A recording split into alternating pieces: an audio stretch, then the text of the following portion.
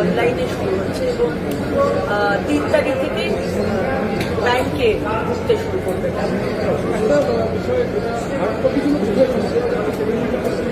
কোনো কনফিউশনের বিষয়ে আমরা তো বারবার বলেছি, সরকারি দপ্তর, আমাদের দপ্তর তো আছে, মিউনিসিপ্যালিটির অফিস, আপনার এলাকার মিউনিসিপ্যালিটির office, corporation office, SDO office, DM office, BDO office, panchayat office, সেখানে দিয়ে দেবেন।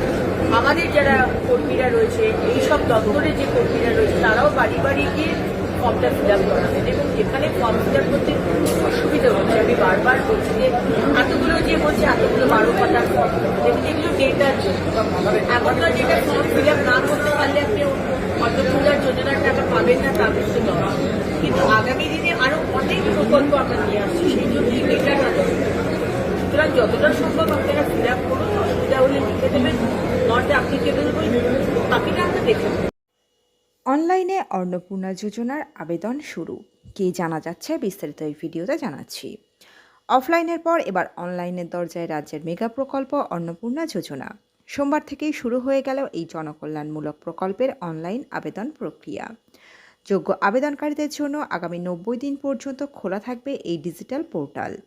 তবে আবেদনের প্রক্রিয়া শুরু হতেই 12 পাতা দীর্ঘ ফর্ম এবং তথ্যের বহর দেখে আমজনতার একাংশের মধ্যে তৈরি হয়েছে বিভ্রান্তি ও ক্ষোভ। পরিস্থিতি সামাল দিতে আসরে নেমেছেন স্বয়ং মুখ্যমন্ত্রী শুভেন্দু অধিকারী। সাধারণ মানুষকে আশ্বস্ত করে সব রকম সরকারি সহযোগিতার আশ্বাস দিয়েছেন তিনি। আবেদনকারীদের সুবিধার্থে রাজ্য সরকার তাদের অফিসিয়াল সোশ্যাল সিকিউরিটি পোর্টালকে এই প্রকল্পের সঙ্গে যুক্ত করেছে। অনলাইনে আবেদনের জন্য এই ধাপগুলি অনুসরণ করতে হবে। অনলাইনে আবেদন প্রক্রিয়া কিভাবে ফর্ম পূরণ করবেন জেনে নিন।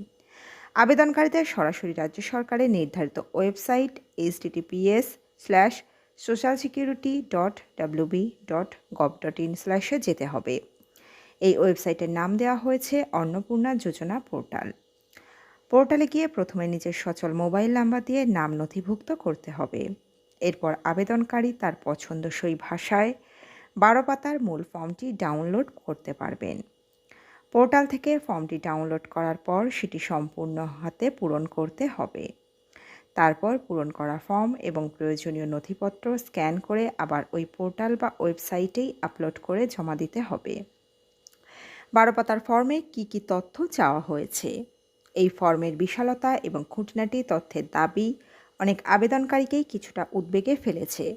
ফর্মে আবেদনকারী ও তার পরিবারের একটি সম্পূর্ণ আর্থসামাজিক রূপরেখা চাওয়া হয়েছে, যার মধ্যে রয়েছে পরিবারের সদস্য সংখ্যা এবং নির্ভরশীলদের সম্পূর্ণ বিবরণ, আবেদনকারী এবং তার পরিবারের সদস্যদের সমস্ত ব্যাংক অ্যাকাউন্টের তথ্য, জমির পরিমাণ এবং সম্পত্তির খতিয়ান, পরিবারের সন্তানদের টিকাকরণ বা ভ্যাকসিনের বর্তমান স্ট্যাটাস।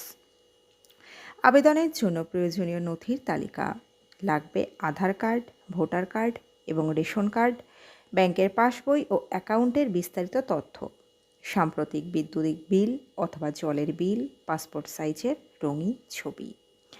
অনলাইন পোর্টাল চালু হওয়ার পর থেকেই 12 পাতার এই জটিল ফর্ম পূরণকে কেন্দ্র করে বিভিন্ন মহলে ধোঁয়াশা তৈরি হয়েছে।